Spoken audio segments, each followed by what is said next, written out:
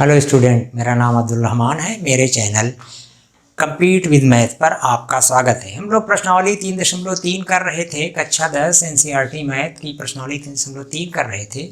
उसमें 2 सवाल हम लोगों ने किया था। आज तीसरा सवाल करना है। तीसरे में 6 सवाल हैं, तो तीसरे का पहला हम लोग करते हैं। प्लीज़ पढ़ें।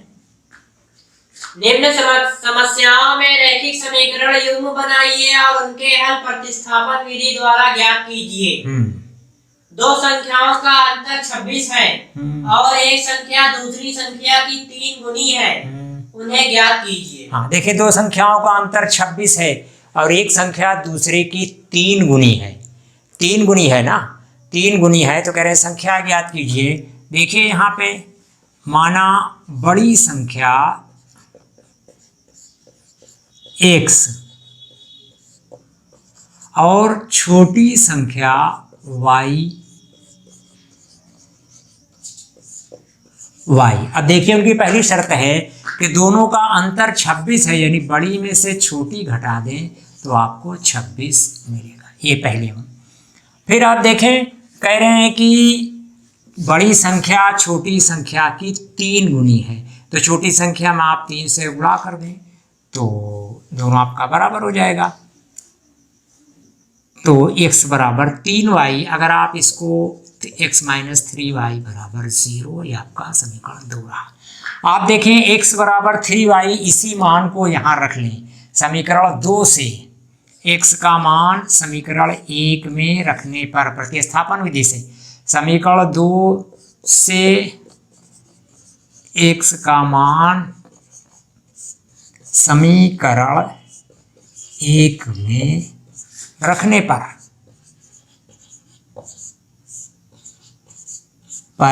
तो देखिए, समीकरण 1 है आपका x माइनस वाई बराबर 26। x की जगह आप रख लें 3y माइनस वाई बराबर 26। अब घटा लें 2y बराबर 26, तो y बराबर 26/2। 2 1 कम 2, 2 3 6, y बराबर 13 के। अब y का ये मान किसी भी समीकरण में रख लें, चले पहले में रख लें या दूसरे में रख लें। y का मान समीकरण 2 में रखने पर समीकरण 2 है आपका x माइनस 3y बराबर 0, तो x माइनस 3 गुणे y की जगह 13, तो x माइनस 13 की 39। अब 39 को उधर ले जाएं तो धन 39। ये आपका आंसर होगा। बड़ी संख्या 39 है और छोटी संख्या 13 है। प्लीज दूसरा सवाल पढ़ें। दो संपूरक कोणों में बड़ा कोण छोटे कोण से 18 डिग्री अधिक है, उन्हें ज्ञात कीजिए।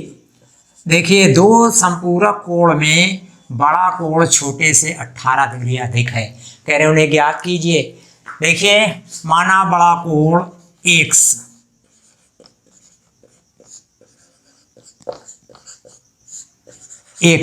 छोटा कोण y। अब ध्यान दें, इन्होंने कहा संपूरक कोण। ये क्या होते हैं भाई? जिन 2 कोणों का जोड़ 180 अंश हो उन्हें संपूरक कोण कहा जाता है। तो इसका मतलब x प्लस y बराबर 180, आपका पहला समीकरण। फिर कह रहे हैं बड़ा कोण छोटे से 18 अधिक है। बड़ा कोण आपका ये है, छोटा कोण ये है। बड़ा वाला 18 अधिक है, छोटे में अगर हम 18 जोड़ दें तो ये आपका समीकरण बन गया। x बराबर y प्लस 18। आप इसको समीकरण 1 कह लो, वो समीकरण 2 कह लो सीधे, और x का यही मान उठा के यहाँ रख लेते हैं। आप दिल चाहें इसको उधर ला लें, a1x plus b1y plus c1 बराबर 0 के रूप में रख लें, लेकिन देखिए आपका x बना बनाया मान है, आप रख सकते हैं। तो यहाँ x का मान समीकरण 2 से हमने निकाला है, से समीकरण 1 में रखने पर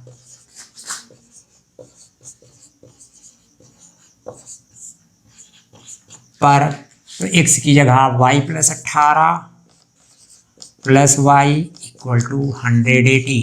अब 2y बराबर 180, 18 इधर लाए 18, अब घटा लें 2y बराबर 10 में से 8 गए 2, 7 में से 1 गए 6, तो y बराबर 162/2 2 8 16, 2 1 कम 2, 81 अंश। ये आपका छोटा कोण है। और देखें बड़ा कोण निकालने के लिए किसी में भी राग रख लो। चलो समीकरण 1 में मान रखने पर y का मान समीकरण 1 में रखने पर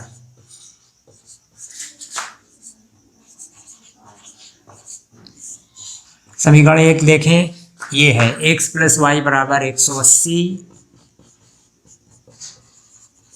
तो यहाँ y बराबर 81 आया है, x प्लस 81 बराबर 180। तो x बराबर 180 माइनस 81, अब घटा लें, 10 में से 1 गए 9, 17 में से 8 गए 9, 99 डिग्री ये आपका बड़ा कोण होगा। ये आपका आंसर हुआ। प्लीज तीसरे का तीसरा सवाल पढ़ें। एक क्रिकेट टीम के कोच ने 7 बल्ले तथा 6 गेंदें 3800 रुपए में खरीदी।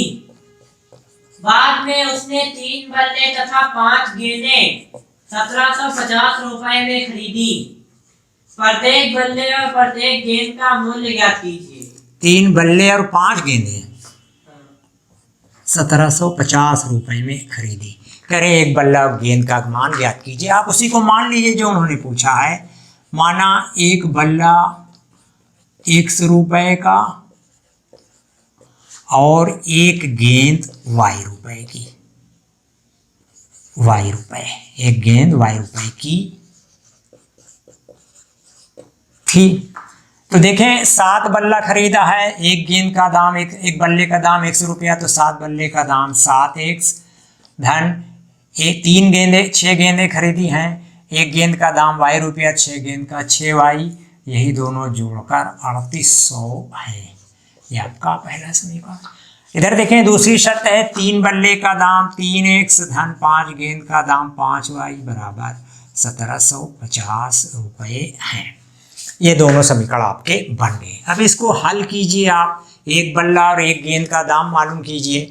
देखिए हम इधर 5y को ले जाएं तो 3x बराबर 1750 ऋण 5y, तो x बराबर 1750 ऋण 5y बटे 3। अब x का ये मान समीकरण 1 में रखें।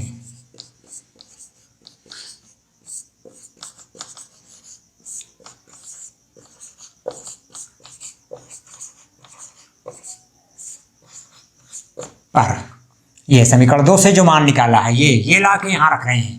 तो पहले आप उतार लीजिए 7x धन 6y बराबर 3800। अब 7x की जगह आप रखें 1750 ऋण 5y बटे 3। ये तो x की जगह रखा और 7 से ये गुणा हो रहा है, धन 6y अपनी जगह बराबर 3800।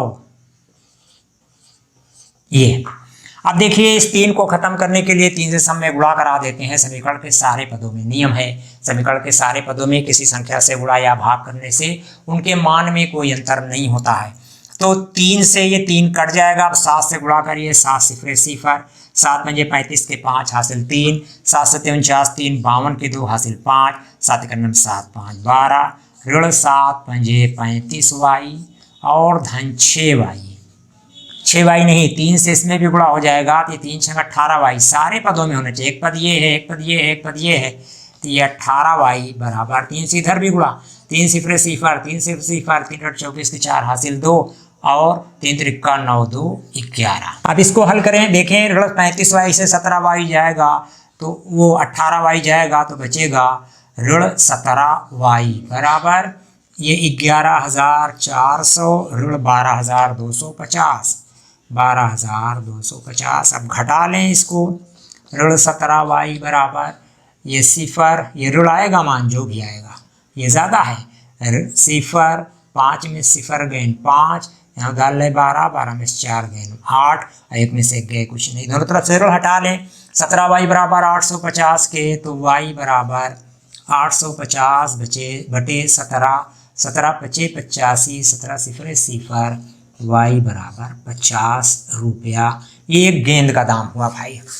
और देखें अब इसका मान किसी भी y का मान किसी भी समीकरण में, चलिए 2 में रख ले रहे हैं, देखिए एक चीज और यहाँ समझिए, इसमें देखें 7x धन 6y बड़ी संख्याएं हैं, गुणा कर रही हैं xy को, इसमें छोटी संख्या गुणा कर रही हैं, तो इसमें मान रखने से आपको गुणा भाग छोटा छोटा करने पड़ेंगे और आसानी से आप कर लोगे, इसलिए इसी में रखवा रहे हैं। आप पहले समीकरण में भी रख दो तो उत्तर वही आएगा, उससे कोई अंतर नहीं पड़ता। y का मान समीकरण 2 में रखने पर y का जो आंकिक मान आपने यहाँ निकाला है y बराबर 50, पहले समीकरण उतार लीजिए। 3x धन 5y बराबर 1750, 3x धन 5 गुणे y की जगह 50 बराबर 1750, तो ये 3x धन 5 0 5 पचम 25 बराबर 1750, तो 3x बराबर 1750 ऋण 250, तो 3x बराबर 0, 5 में 5 में 0, 7 में 2 गण 5 और 1, तो x बराबर 1500/3, 3 पचे 15, 3 0 0, 3 0 0, x बराबर 500 रुपया। ये आपका आंसर रहा। एक बल्ले का दाम 500 और एक गेंद का नाम 50 रुपया। बस स्टूडेंट, ये 3 सवाल हैं।